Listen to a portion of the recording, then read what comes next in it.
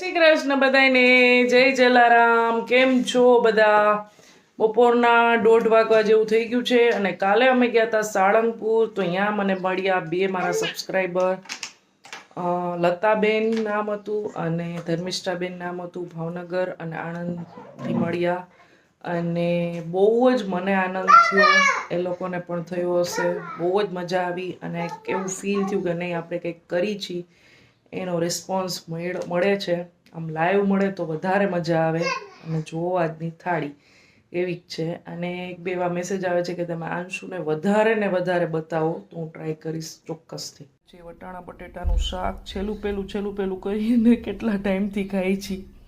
સાથે જે ભાત, મસ્ત ઠંડી છાશ, રોટલી, સલાડ, ગાંઠિયા અને અહીંયા છે તુવેરની દાળ. બરાબર, જો ગરમ જ કેરી છે.